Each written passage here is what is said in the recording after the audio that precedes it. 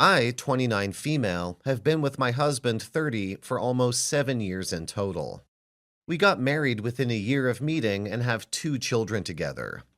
He's an amazing man and an amazing person. Handsome, well-educated, good-paying job, and has never cheated or disrespected me in any way before all of this happened. My close friends and family always remind me of how lucky I've been in life to meet him, and what an amazing guy he is. I used to look at us like soulmates. About a year ago, I ended up going out with a group of friends for a birthday party, in which I ended up very, very drunk and sleeping with a man who had been flirting with me the entire night. It was the first time I felt so good in many years, and I can't explain why. But I ended up going home with him. Within minutes of realizing what mistake I had done, I ordered a taxi home and confessed to my husband, crying, feeling incredible regret, and literally hating myself for it. He initially stayed quiet and calm, but let me know he wanted a divorce. But after begging and begging, we ended up going to counseling. When at the counseling sessions, he never seems to be coherent and just sits and scrolls on his mobile. Whenever he gets a question about his feeling or what he can do to improve, he says something along the lines of divorcing a hoe, maybe? Or very negative answers directed towards me. Most of the time, he doesn't even seem to care and just stays quiet, even being asked questions and when we're trying to engage him into the conversation. I realize the mistake I've done, and I've spent the past year doing everything I can to save the marriage. It's gotten to the point where I even agree to do sexual acts which I despise for him, such as anal sex. I've been cleaning the house, cooking, and all chores in the house by myself, with no help on his side. Whatever he asks for, you name it, I've done it all. He has these outbursts in which he calls me horrible names. Sometimes the children can hear it from their bedrooms. And moments in which he just completely ignores me, walks through the house as if I don't exist. He always treats the children with love and never badmouths me to them and tries to keep them away from our arguments. Sometimes if I don't perform certain things, no matter the time, such as anal sex or other things, he starts telling me he'll divorce me and leave me. Or he begins mentioning my infidelity, telling me this is all my fault. He says he did a mistake marrying me and calls me a hoe or other words. I also know he's been speaking to women. And when I confront him about it, he literally starts mentioning my infidelity. I have no proof of whether he's met anyone behind my back, but I just want everything to turn back into the ways they were. One time when I brought up a message I had seen from another woman on his phone, he grabbed my hand and took me to the main hall and pointed to the door and told me the exit is right there if I want to leave. And that he doesn't give a shiz of what I think or feel. I feel as if I've lost the caring, loving husband I once had and turned him into this monster. I love him to death and can't imagine myself with anyone else. I regret my mistake every single day and just want my family back.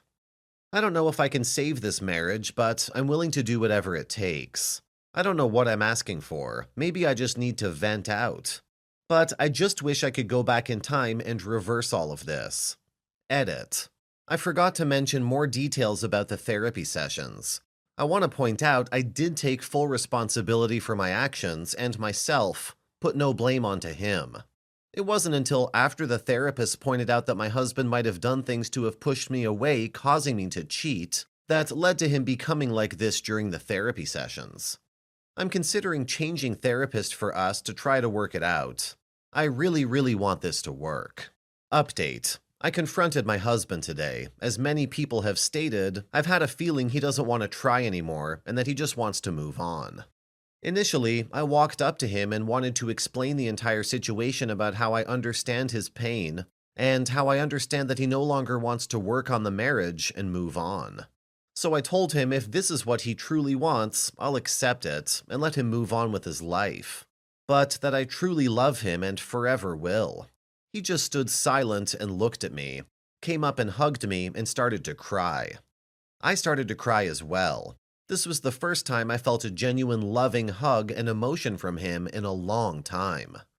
After what felt like a few minutes of crying and hugging, he finally let go and asked me to come sit down with him. He started letting me know that he still loves me with all his heart and that he loves our children, but he has a hard time forgetting and moving on from what happened. He said that he has these angry, raging moments not only because of the hatred of what I had done, but also because he has these images in his head of what I had done. He can't forget about them. He told me he had plenty of women flirting with him over the years, and that he had plenty of chances to stray away from loyalty, but that I and the kids always meant more for him than a few moments of pleasure, and that he never could have done what I did to him, that he loved me too much to hurt me. I broke down even more when I heard him saying this. He then kept on telling me how something's broken within him that cannot be fixed. He said he had been chatting with other women these months but never actually slept or done anything physical with them, because he didn't feel it was the right thing to do. Hearing me tell him that he can move on was the first time he felt I finally understood how he's feeling inside and how broken he is. He told me that he doesn't know what the future holds for us, but that he, for the moment being, wants to be single, explore his own life, and maybe we'll end up together in the future. But for the time being, he needs to work on himself away from me. I told him I would agree to sign the divorce papers if he wanted a divorce, and that I didn't want anything from him. What he brought into the marriage is his, and I don't want to take that away from him. He earns much more money than me, but I still don't want him to have to use that money on me, so I don't want child support as well. Hearing all of this made him cry, and he said he hopes he can forgive me one day, but that time apart will do us both good and let us reflect on our lives. He said that he'll get a lawyer and bring the divorce papers in a week or so. I will not meet anyone else after the divorce, and I don't want to either. I truly hope he comes back to me one day so we can have our old family back. I wish I could take back everything. I really have huge feelings of remorse and just lost the one person that truly is my soulmate. I guess I'm getting divorced. Comments. Well, you reap what you sow. Remember that you made the decision to cheat on him. Drunk or not, it doesn't matter. You were the one who destroyed your marriage and family. If you truly loved him, you wouldn't have cheated or put yourself in a situation where that could happen.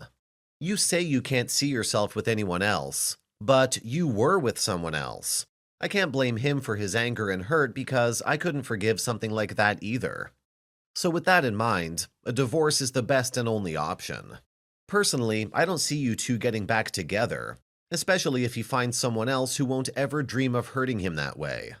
You also need to wrap your head around the fact that he's going to date and sleep around with other women.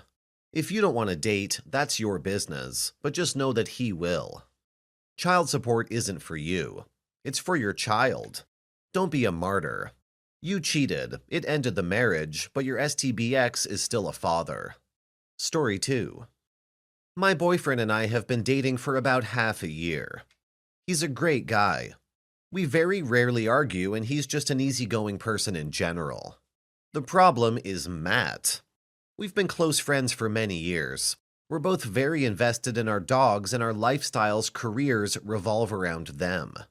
We spend the majority of our days hiking, running, training, doing agility, disc, coursing, IPO, etc. with the dogs, together. I can't say exactly why we've never become intimate or even considered it. There's definitely a physical attraction. Maybe just timing, I'm not sure.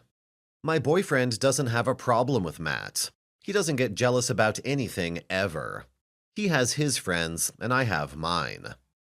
There has never been a fight over me spending time with other guys. My boyfriend and Matt get along and occasionally hang out together. That's part of it, though. Matt and I frequently get into passionate debates and discussions. Not fights, just spirited conversations. My boyfriend is very passive and dislikes arguing.